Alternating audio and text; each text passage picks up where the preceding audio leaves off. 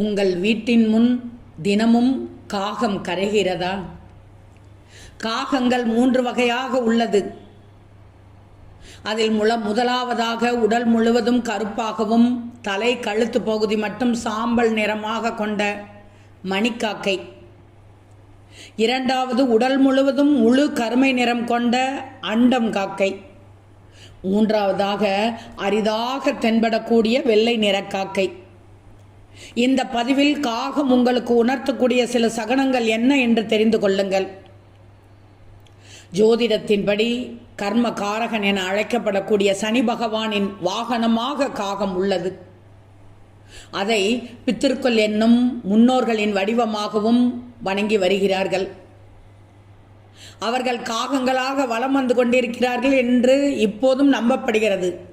பல குடும்பங்களைச் சேர்ந்த பெரியவர்கள் தினமும் காக்கைக்கு உணவு வைப்பது வழக்கமாக கொண்டிருக்கிறார்கள்.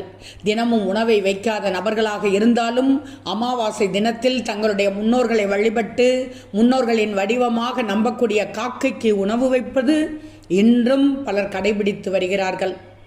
முன்னோர் வழிபாடு காக்கைக்கு உணவு வைப்பதும் பிரிக்க முடியாத ஒரு செயலாக இருந்து கொண்டு வருகிறது.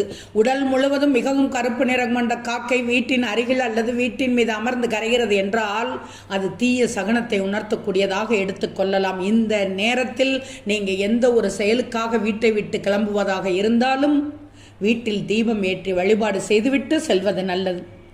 வீட்டில் உள்ள விநாயகர் அருகில் உள்ள விநாயகர் ஆலயத்திற்கு சென்று வழிபாடு செய்வதும் நல்லது.